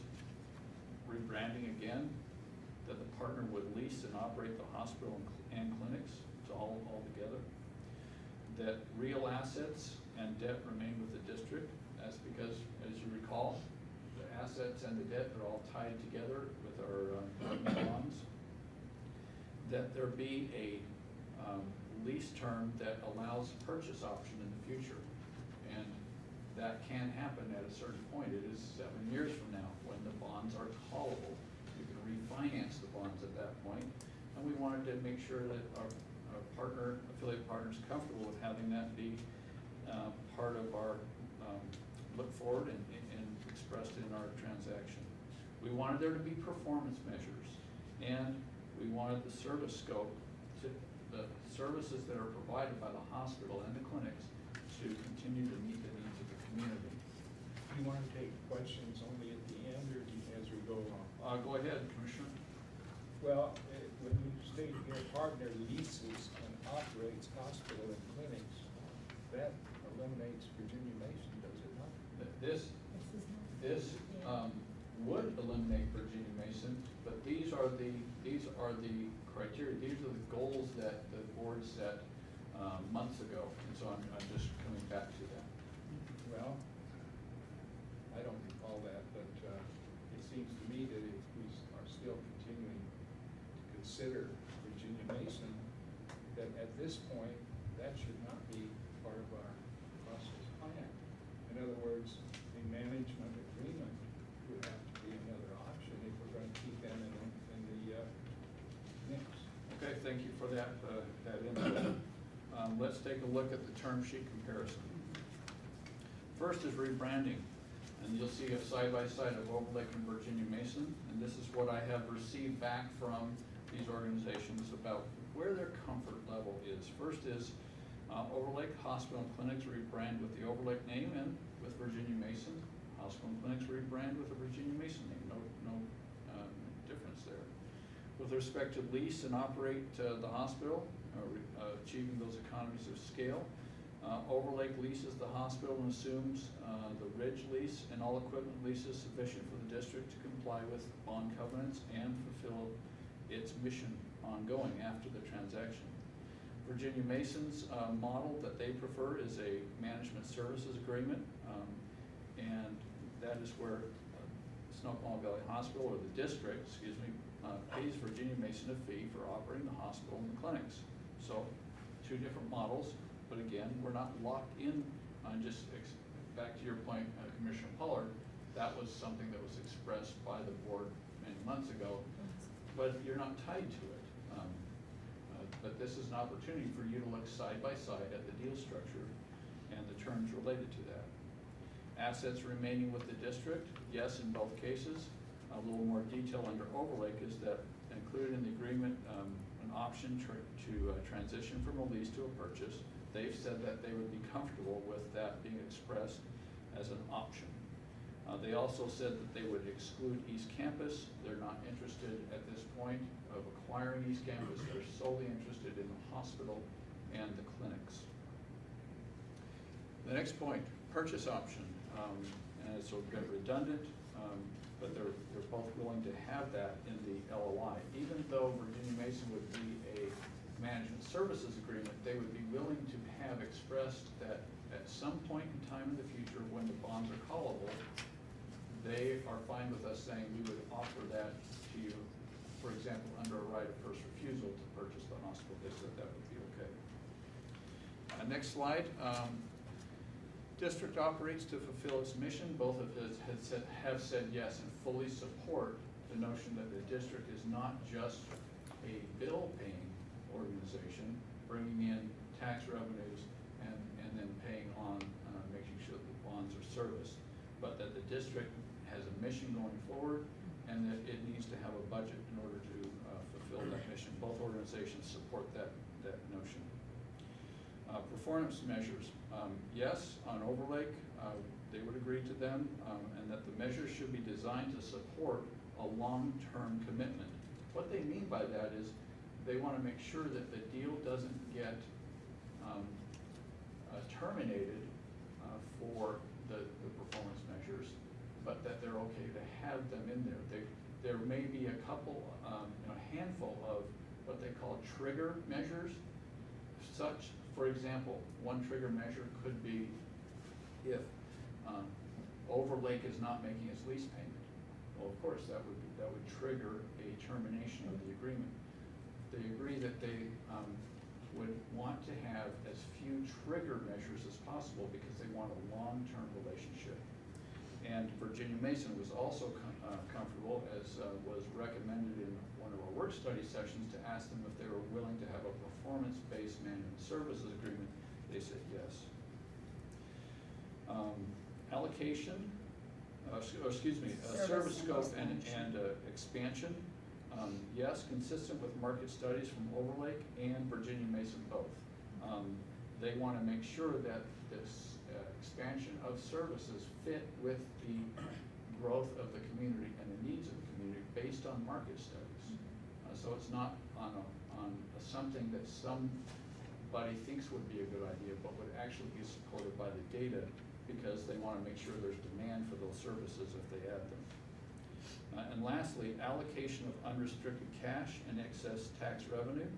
Overlake said yes, that would be based on making sure that the district is able to continue to meet its debt covenants. They would want to see during due diligence, that's after the LOI is signed and we're into due diligence, the development of pro forma budgets that make sure that those debt covenants are met by the district, and that the growth assumptions that are in those pro formas are something that they agree with, and that it's not too much, frankly. And then allocation of unrestricted, it really doesn't apply under the Virginia Mason deal, as it's a different structure. Next slide, I want to talk about some additional considerations I think it's important for you to think about.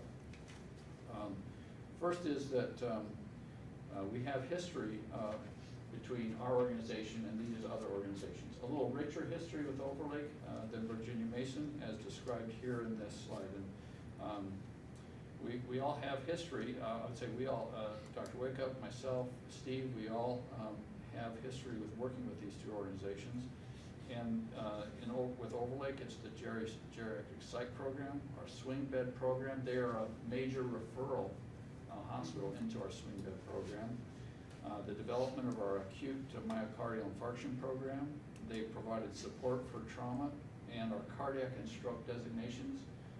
Overlake was very helpful most recently with our trauma program. Invitation to the clinically integrated network. They didn't have to do that, and they brought us in to EHN. They currently provide our cardiology service.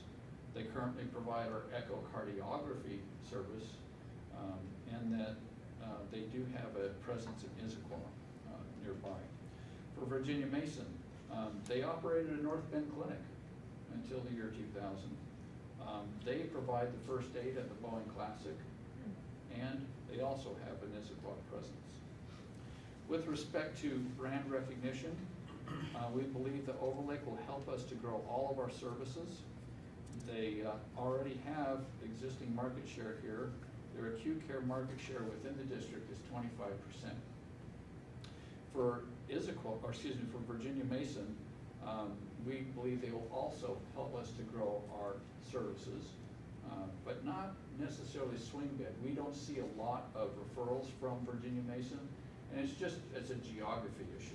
There are much fewer patients at Virginia Mason in acute care who live out here on the east side, so that's a geography issue. A question. Yes. We don't need to grow our swing bed program. We're practically at 100% capacity to begin with. We are very close on that, but I guess a better word should have been maintain and keep stable our swing bed program. And the reason I say that is because earlier we had 2 months this year where our swing bed referrals dropped. There's always this ebb and flow, and having a partner who can help us maintain that swing bed program, I figured was something that we wanted to consider. Yeah, but I think that result would come primarily from respect of either name, not necessarily from additional referrals from either organization. Since we're at 100% capacity, isn't that true?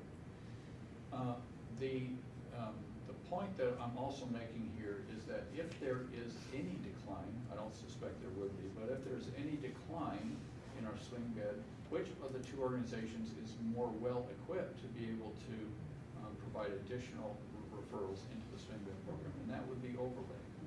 And also Swedish, and also other Yes, organizations. but we're not comparing against those. Yeah, I realize Can that. we move on, please? And then the other point about Virginia Mason is on market share. They have 2% of the acute care market share. Now, I will say that we don't have the outpatient market share data. That is not available to us yet. WSHA has actually been working on a project for the last 2 years. This has been kind of a holy grail in healthcare data, and that is outpatient market share numbers. And I can tell you, I've been wanting this data for 25 years, and WSHA is finally able to crack this one, and by the end of this year, they've told us there's going to be a new database available to all hospitals to see outpatient market share. And then the last note here is geography. They're not that different. I think it's more of a psychological difference. One is in Seattle and one is on the east side. But I actually did I did Google Maps on the travel times here at 3:30 in the afternoon. It's probably a little bit different in the morning, but that's when I was working on the project. My last slide is a recommendation. Management should make recommendations to its board, and tonight I come to you with a recommendation. We need to move forward with a letter of intent. If we're going to do this affiliation, we need to pick a partner and start working on it. And I recommend tonight that we move forward with Overlake Medical Center to form a non-binding, exclusive letter of intent. What does that mean? It means that it's non-binding because it does not, just because we have a letter of intent doesn't mean that we must end up with a definitive agreement. It puts us into the phase of due diligence and that phase of deliberation that Skip talks about, where the information that we're sharing is confidential until such point that the board makes a decision about affiliation. It's also exclusive, meaning that we will only be working with one party on the due diligence, working toward a definitive agreement. Should at any time during that process we decide it's not working, we would serve notice and we would be out. But that would be done formally with a written notification to Overlake that is not working out, and we would go back to looking at other potential partners. But to get us down the road and start working on a letter of intent, we need to take that step tonight to keep our process going forward, and based on the side-by-side comparisons of these two organizations, I am recommending Overlake. And I'm sure we're gonna have some discussion. And the last thing I would say is that I would entertain a motion. I'd make to the do motion such. right now to go ahead with the CEO's recommendation at this time, and we can discuss the reasons for my motion. Second, I second the motion. Is there discussion? Point of clarification on the slide here about geography, 25 miles for Virginia Mason, 19 miles for Overlake. So you're talking about the Virginia Mason Hospital down on 9th Street or whatever it is in Seattle. I did measure to their medical centers, not to their each one has a presence, a clinic, urgent care in Issaquah. I was measuring to their main hospital campus. Yes, because they have a very comprehensive clinic in Issaquah. It's everything but inpatient beds. And I guess what I'm saying here is that there would be an opportunity for Virginia Mason patients, and there are many, to have an inpatient opportunity if this were a possibility. So that's point one. I think it's not clear whether this is an advantage or disadvantage. And I think for Virginia Mason, it'd be very attractive to affiliate with us. Second thing I would mention is that, remember Regional Health Yakima / Astria? They had a management contract. Madam, please let me speak without interrupting me. Actually, I'm hearing from another commissioner that that's old business. That is not old business, it's relevant here, and under Robert's Rules of Order, when you recognize you should have 10 minutes to be able to speak, and more in a small organization. And so please let me finish my thought. I'll let you finish your thought. And I just think it's important for us to recall that in terms of a management contract, that's not necessarily a negative thing, because that's exactly how Astria Health, that we were considering affiliating with, is run. It's under a management contract by an outfit in Tennessee. So they were under a management contract, and we were considering affiliating with them, which had put us pretty down on the totem pole. So I will not support an affiliation with Overlake based on many things, including the way they treated us a few years ago, and that has not been forgotten. They still look at us as a country bumpkin, and unless they were actually willing to state how much money they would put into our operation, I think they would just look at us as a feeder for their hospital. Sarah, I'll come back from another commissioner. Yes, Commissioner Herron, Chair recognizes I you. think the past history with Overlake is past, and it's a different players now, and they have different approaches. I don't think you should take that commissioner should take that into consideration, because that's down the drain. Overall, in reviewing all of this information in front of me, I think very highly of Overlake in terms of the services that they're going to be able to provide, the brand name that is near and dear to this ridge and in the valley, their financial strength compared to VM. The geography is important, and so I really believe that just because the geography or the string bed may not be something that is strong in, for Virginia Mason, but we have that existing service now that we need to work on, in addition to what affiliating with Overlake could provide us. So we need to look at every possibilities there is, and not to go back what happened last, how we were looked down by Overlake. I don't think that should be even part of this equation. So we're moving forward, looking at the present, what is in front of us now. Commissioner Spikers, you look like you'd like to say something. Dwelling on the past will get you nowhere. That's- So, I do remember that. I was very upset, you know, I felt some bad tension and vibes from the last time we dealt with Overlake. But today is a different day. We're on different ground. We've got a new hospital. We've got great staff. We're attracted to a partner. I think that for the good of our constituents and taxpayers, we need to expand services. I believe analyzing the considerations that Commissioner Herron has spoke about, and the term sheet that really is pretty close to what I would think would be a start in a LOA process. I think that would be, I think we should go ahead at this time. We always have the right to stop, and so do they at any time. So let's get this thing going. We've been hemming and hawing on this for probably, I have been anyway, for 5 years. I've been saying, let's affiliate. This is probably the time to do it, so let's do it.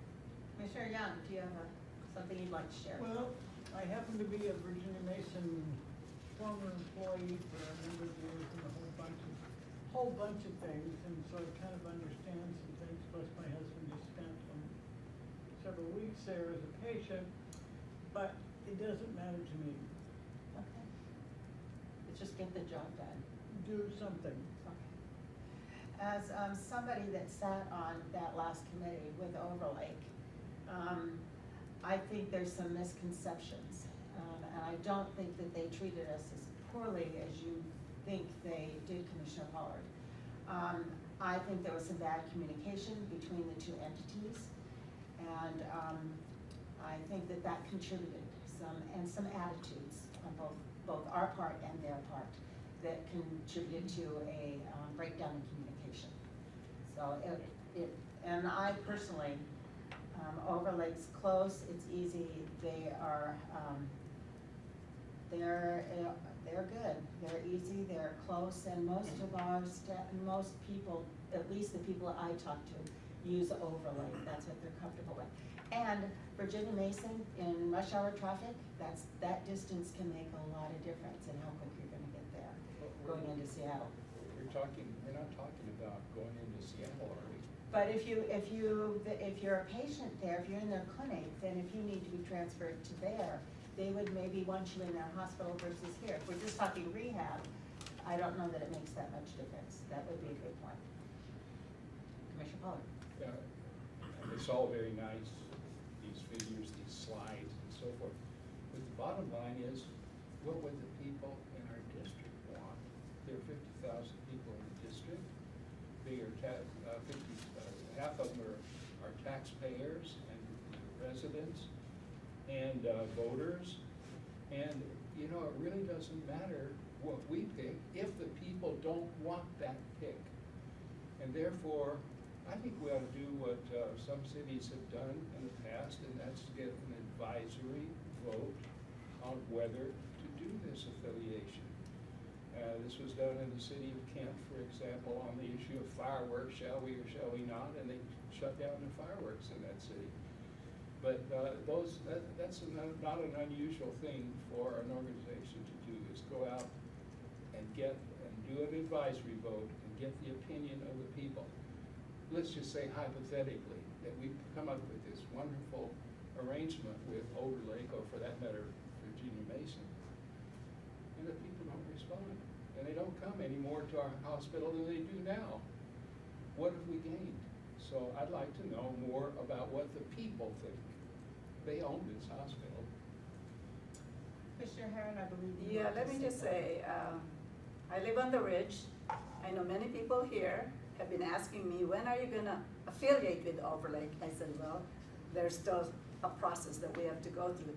Oh, I wish that you pick Overlake. So let me tell you, there is quite a number of people in the district, maybe, I don't know about the nation or Falls City, that's looking forward to having Overlake as one of our affiliate partners. So that's just my observation from my community.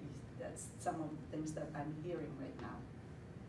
Commissioner Young, do you have any, you already said something, so I guess in Spikers, do you? Yeah, I just want to respond to Commissioner Pollard, not in bad way or anything like that, just, I know that an advisory vote would be at least $75,000, and in my opinion, a waste of money.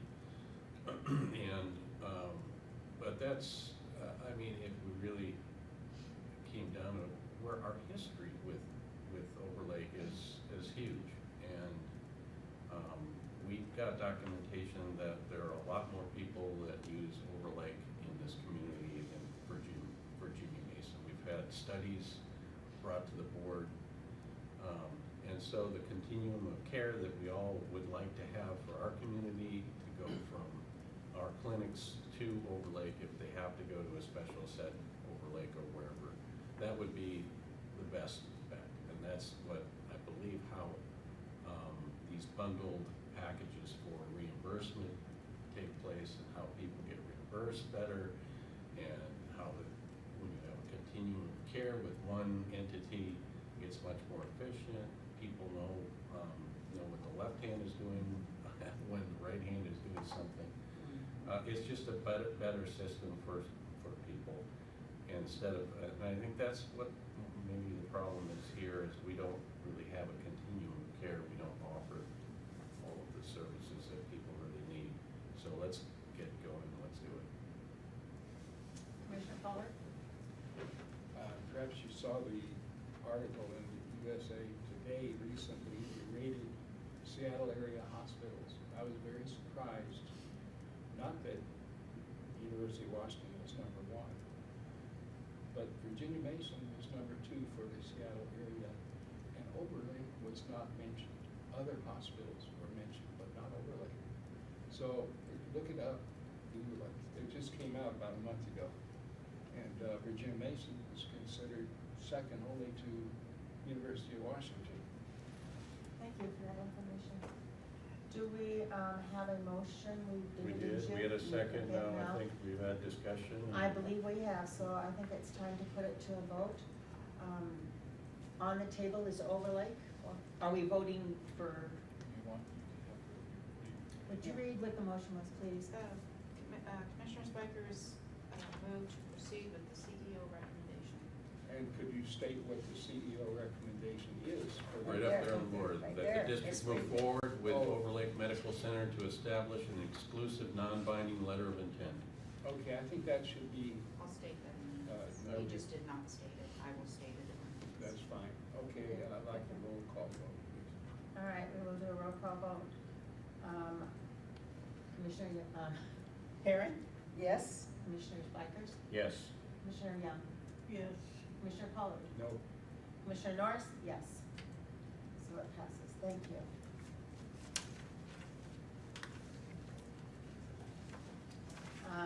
Under new business, I have nothing. I don't think anybody else has anything there, so I guess we are now having public comment. Is there any public comment? Scott?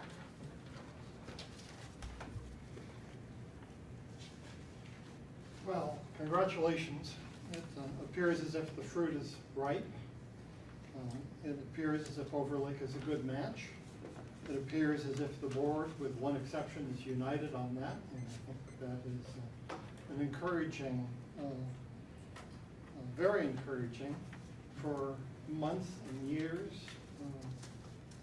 this board seemed to have been spinning its wheels. It seemed to have been dysfunctional and not able to get its act together, and that's turned around. I mean, it didn't happen like a light switch tonight, but I think this is as good an indication of that as anything. I'd encourage those on the board not to look back. I certainly am not looking back. You know my background in terms of the district and my support for previous administrations and previous boards, but no, this one has to have its own voice and its own personality. And if it's an engine, all of the cylinders ought to be working in unison. It shouldn't be a 5-cylinder engine with only 4 of the cylinders working in concert for going forward and then one of them out of sync. So I would encourage that if someone on this board has a view that their role in life is to be an obstructionist, that they reconsider that. So don't look to the past, look to the future, and play a positive role in moving things forward. And if for any reason you feel that you cannot play a role other than that being of an obstructionist, then I would respectfully consider that any board member consider an early and voluntary retirement from the board so that the rest of the board could bring someone on who would actually be of benefit rather than jeopardize the future health and well-being of the staff. Thank you. Point of order, Madam President, may I respond to that personal attack? No, we do not respond to public Well, comments, Commissioner Pollard. that was a personal attack, and I think you should have cut it off. We give them 3 minutes, we've had this discussion, it's just the way it is, that people can come and say what they want, and we listen, and that's what this time is for. Point of personal privilege.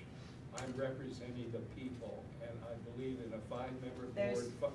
no more discussion, Commissioner Pollard. Commissioner Pollard, the chair is ruling There's point no of more order. discussion. Point of order, thank you. We have to put up with that. All right, so, public comment, any other new business? I have nothing, does anybody else? Next scheduled meetings? The next scheduled meeting is September 26, 2018 at 6 p.m. in this very same conference room, the North-South Conference Room. I will not be here. You will not be here. It's a work study, you're supposed to be I here. will be in Kauai Oh. with my wife. I've never been there, so Kauai's beautiful. I'd ask to be excused. You are It's not an excused. anniversary, it's just we haven't been out on a trip together for a long time, so. You're excused. So Commissioner Spikers, that work study will include the review of the rules of procedure. So maybe you can take time to look through that and send us an email. All right, the next regular, I'm not sure we want the that. next regular meeting is October 11th, 2018, 6:30. You guys, stop it. North-South Conference Room, you are adjourned. Thank you.